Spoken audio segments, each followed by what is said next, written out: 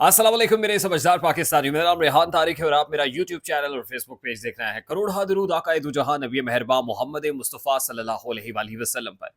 इस दुआ और इस उम्मीद के साथ इस व्लॉग का आगाज करते हैं कि अल्लाह रब्बुल इज़्ज़त इस मुल्क के फैसला साजों के दिलों में समझदार पाकिस्तानियों के लिए नरमी पैदा कर दे। एक जानिब वफाकी दारुल हुकूमत इस्लामाबाद में खुफिया मुलाकातों का सिलसिला उरूज पर है।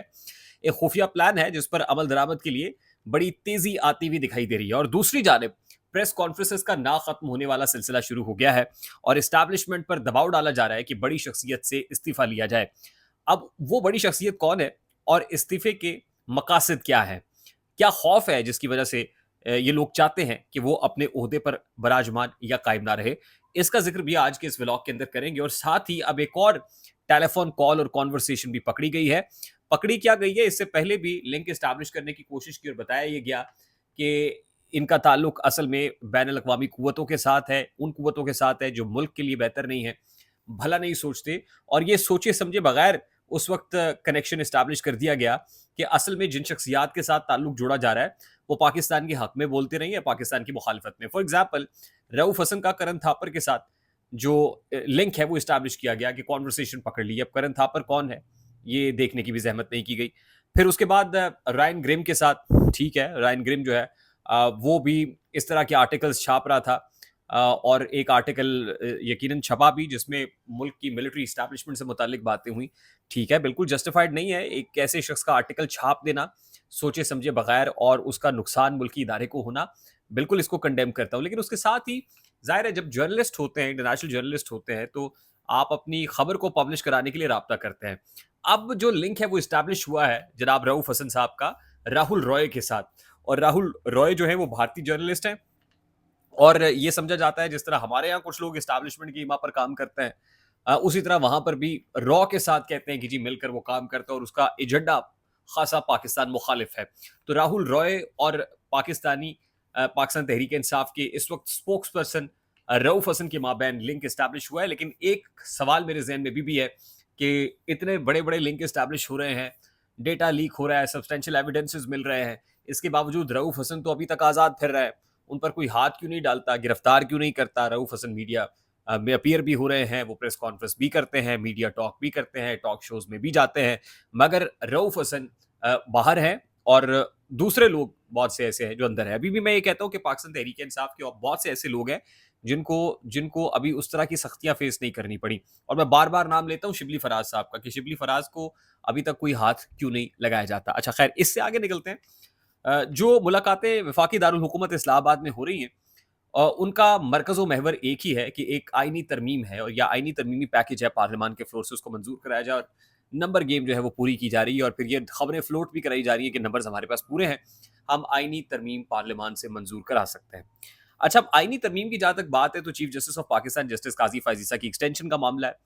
अब जस्टिस काजी फायजीसा की एक्सटेंशन के मामले पर आज उनसे सवाल भी हुआ और उन्होंने मौकिफ भी दिया, और लगता यह है कि काम एक बंदे ने खराब कर दिया है, और उस बंदे का ताल्लुक भी हुकूमत के साथ है, और हुकूमत यानी मरकजी हुकूमत का सेंटर ऑफ ग्रेविटी भी है। वो कौन शख्सियत है, मैं उस तरफ आता हूँ, लेकिन आपको बता दूं कि आज जो फुल कोर्ट इजलास था नए अदालती साल के आगाज पर, उससे खिताब करते हुए चीफ जस्टिस ने क्या कहा है। जस्टिस काजी फायजीसा कहते हैं कि प्रैक्टिस एंड प्रोसीजर एक्ट के तहत इख्तियार 3 जजेस में तकसीम किया गया। पहले बेंच देखकर ही बता दिया जाता था कि केस का फैसला क्या होगा। अब तो मुझे खुद भी मालूम नहीं होता कि मेरे दाएं बाएं जानिब कौन से जजेस केस सुनेंगे। फिर वो कहते हैं कि जज का कोई ना कोई रुझान होता है, इतना तयन हो ही जाता है कि फलां जज के पास केस लगा तो प्रोसिक्यूशन का वजन देगा या नहीं देगा, ये पूरी दुनिया में होता है। फिर वो कहते हैं कि आयन शिकन जनरल रिटायर्ड मुशर्रफ को कसूरवार ठहराया, और वो फैसला किया। फुल कोर्ट इजलास में चीफ जस्टिस ने एक बार फिर सहाफ़ियों पर भी तनकीद की। कुछ सीनियर सहाफ़ी कहते हैं यहाँ बैठे हैं, जब कोई मुकदमा समात के लिए मुकर्रर नहीं होता तो कहते हैं कि चीफ जस्टिस मुकदमा समात के लिए मुकर्रर नहीं होने दे रहा। प्रैक्टिस एंड प्रोसीजर के बाद इन मुकदमात के समात के लिए कमेटी मुकर्रर करती है, ना कि चीफ जस्टिस। आप तबसरा करें लेकिन सच बोलें। फिर वो कहते हैं कि जब मैं चीफ जस्टिस बना तो चीफ जस्टिस ऑफ पाकिस्तान की रिहाइश गाह पर 4-5 मोर पिंजरों में रखे गए थे, उन्हें रिहा करा दिया। रिहेबिलिटेशन के बाद कलर का हार भिजवा दिया। मर्सिडीज बेंज वापस की, लाहौर वाली लैंड क्रूजर भी वापस भेज दी। मैंने दोनों गाड़ियां हुकूमत को वापस कर दी। चीफ जस्टिस को मर्सिडीज और बुलेट प्रूफ गाड़ी की जरूरत नहीं होती। फिर वो कहते हैं जी कि दूसरों का एहतसाब करे और अदलिया अपना एहतसाब ना करे तो फैसलों की अहमियत नहीं रहती है। वो मुजाहिर लिख पर नकवी के अगेंस्ट जो केस था उसकी बात कर रहे थे। फिर वो कहते हैं ये बात बड़ी मानी खेज है, कहते हैं बहुत सारे काम अभी भी बाकी हैं। आइंदा साल आपके ताउन से निज़ाम इंसाफ को बेहतर बनाएंगे। अब कौन से काम बाकी हैं और कौन सा आइंदा साल, आपके पास तो 48 रोज बाकी रह गए हैं और 48 रोज बाद chief justice of Pakistan justice Qazi Faez Isa को रिटायर हो जाना है। अच्छा, अब आज ही जस्टिस काजी फाइजीसा ने एक्सटेंशन लेने से साफ इनकार किया। चीफ जस्टिस से जब सवाल किया गया कि राना सनाउल्ला साहब कह रहे हैं कि अगर तमाम जज साहिबान की उम्र बढ़ा दी जाए तो आप भी एक्सटेंशन लेने पर मुत्तफिक हैं, जिस पर चीफ जस्टिस ने कहा कि राना सनाउल्ला साहब को मेरे सामने ले आए। चीफ जस्टिस ने इस बात की वजाहत करते हुए कहा कि एक मीटिंग के दौरान यह बात हुई थी जिसमें वजीर कानून आजम नजीर तारड़, जस्टिस मंसूर अली शाह साहब और अटॉर्नी जनरल थे, लेकिन राना सनाउल्ला नहीं थे। चीफ जस्टिस ने कहा इस मीटिंग में हुकूमत की जानिब से कहा गया कि वो तमाम चीफ जस्टिस की मुद्दत मुलाजमत में तोसी कर रहे हैं, जिसमें मैंने कहा कि बाकियों की कर दें लेकिन मैं कबूल नहीं करूंगा। अच्छा, अब ये बड़ा वाज़ेह है कि किसने कहा, आज़म नज़ीर तारड़ ने कहा, और एक तासुर ये मौजूद है कि आज़म नज़ीर तारड़ ने जब ये बात की एक्सटेंशन वाली, तो उस दौरान क्योंकि जस्टिस मंसूर अली शाह जो सीनियर प्यूरी जज हैं वो भी मौजूद थे, तो उनकी मौजूदगी में वो ये बात कर गए जिससे बना बनाया खेल खराब हो गया। और फिर इस पर इतनी बातें होना शुरू हो गई पब्लिक डोमेन में, मीडिया के ऊपर, कि जस्टिस काजी फायजीसा ने जो एक्सटेंशन लेनी भी थी वो दिल खट्टा हो गया कि जी जस्टिस मंसूर अली शाह साहब ने बैठे हुए और प्लान अगर एक्सपोज हो गया तो फिर क्या होगा। अब हुकूमत चाहती भी है कि एक्सटेंशन लें जस्टिस काजी फायजीसा के ऊपर प्रेशर बहुत बढ़ता जा रहा है, वो कंट्रोवर्शियल डोमेन में भी आ गए हैं, वो बार बार कह रहे हैं मैंने नहीं लेनी एक्सटेंशन। तो यूं लगता है जैसे बना बनाया खेल लॉ मिनिस्टर आजम नजीर तारड़ ने गलत जगह पर बात करके खराब कर दिया है।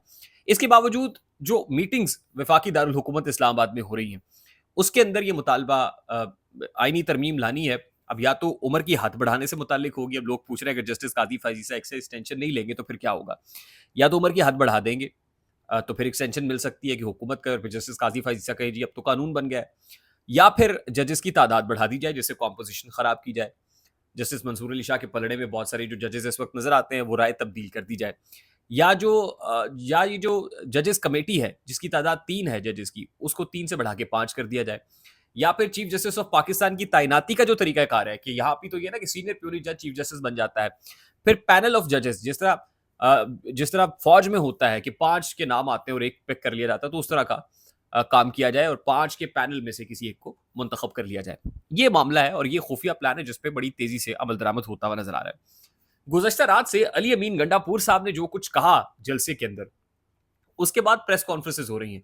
अता तारड़ साहब ने भी प्रेस कॉन्फ्रेंस की वफाक में, एक प्रेस कॉन्फ्रेंस अज़मा बुखारी ने की पंजाब में, तलाल चौधरी का स्टेटमेंट है और बहुत सारे स्टेटमेंट सब पे दर पे आ रहे हैं जिसमें वो ये कह रहे हैं कि आपने इस्लामाबाद में तो जलसा कर लिया हुजूर, लेकिन आप पंजाब आए, पंजाब नहीं आने देंगे। अब वो तो कह रहे हैं हमने पंजाब आना है, हम बैंड बाजा बारात लेके आएंगे, ढोल ढमक्का करेंगे, सब आएगा। वो कहते हैं इस्लामाबाद में तो आपने जलसा करना था, कर लिया, इसके बाद आप लाहौर जलसा नहीं करके दिखाएं पंजाब में। और अबव ऑल वो इस्टेब्लिशमेंट से मुतालबा कर रहे हैं कि अली अमीन गंडापुर से इस्तीफा लें। अली अमीन गंडापुर वजीर आला नहीं हो सकते।